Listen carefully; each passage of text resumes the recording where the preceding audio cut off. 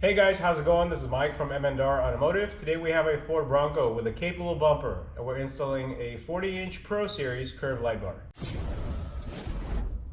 So we're going to be installing this light bar on top here, but the bolts that we're going to utilize to hold the mount is going to be one on the back side of this bumper, one on the passenger side, one on the driver here. So with this install, you do not have to remove the grille or the bumper. So with the M&R kit, you're going to get a passenger and a driver side brackets. You're going to get the light bar, and you're going to get the mounting hardware to secure the light bar to the brackets. We're going to start with the passenger side. I do want to mention that there's an oval side to the bracket, and that's going to be utilized with a factory bolt, and there's a slot, and that's going to be the 2 bolts that attach to the light bar. So it's going to sit like this, but from behind the bumper. Let's go to the back of the bumper. We're going to take out these bolts and mount this bracket. We are going to start with the passenger side first. I suggest moving the wheels into the direction that you're working on, just to give yourself some extra space to get your tools in there. We're using a 13mm ratchet, and we're just going to take out that bolt. You can see it in here. It's hard to get the camera in there, but if you see my finger, there's a 13mm bolt here. That's the one we're going to be using. We're going to remove it, thread it through the bracket, and reinstall it. So we're going to start with the passenger side bracket first. Notice that the mounting oval is pointing out, and we're going to thread it from the back of this bumper with the bolt that we just removed, threading through it like this. So I'm going to slide the bracket through. With my other hand, I'm going to hold it in place, and I'm going to go ahead and thread this bolt. So from the front, the flap is on the outside. So we're not going to tighten it all the way. We're going to leave some slack here, and we'll tighten this bolt last after we thread the light bar in between the 2 brackets, so that way we can get the proper spacing. So now I'm on the driver's side, and I'm touching the bolt that I'm going to be removing. I'm going to get a ratchet in there. So now we have the driver's side bracket, and if you can see, the tab that mounts the bolt is facing outward as well. So let's install it like this and rethread the bolt. So now with the brackets installed but not tightened all the way, we can install the light bar in between. So I'm going to wrap my wire on the inside and behind this bracket. It fits right now, but when we tighten it, it's going to be a little bit more difficult in terms of clearance. So I'll feed the wire in first now. We'll thread the light bar, eliminate the slack, and then tighten the bolts from the back.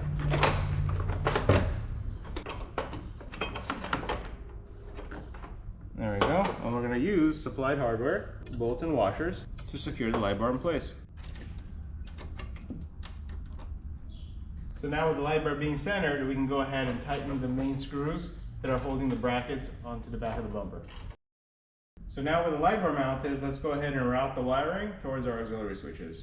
So if you go underneath behind the bumper, you can feed it up through the fender, and you can actually receive it next to the battery. So now we can pull this into the engine bay from the bottom, and we can extend it towards our auxiliary switches. So the light bar comes with 3 wires. You get the black wire, which is the ground. You get the red wire, which is the power to the main function of the light bar. And then you get the white wire, which is the amber DRL. DRL stands for daytime running light. It's a low intensity amber light, and it could be used on the road. So if your Bronco is equipped with auxiliary switches, the auxiliary switch hookup pigtails are going to be next to the firewall on the driver's side. They're different color wires, and every color represents a different auxiliary switch. If your Bronco is not equipped with auxiliary switches, you can install one of the M&R wireless wiring harness controllers and control up to 8 different circuits wirelessly without having to drag any wires inside the cab. It's super easy. Please reference one of our other videos, how to connect this to the Bronco. So the Bronco that we're using has auxiliary switches, so let me show you how to connect to them.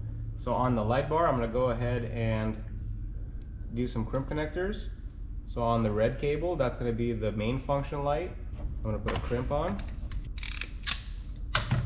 On the white light, that's going to be the power to the DRL. I'm going to put another crimp on.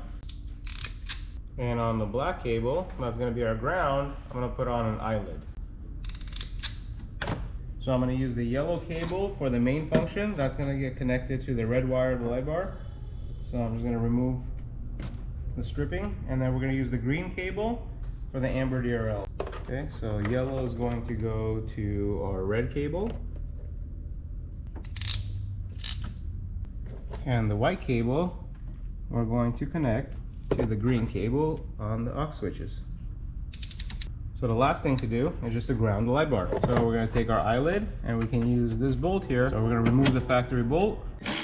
We're going to thread it through the eyelid of the light bar, and we're going to reinstall it. Now we can go ahead and test it. Switch number 1, that's going to be the powerful white light.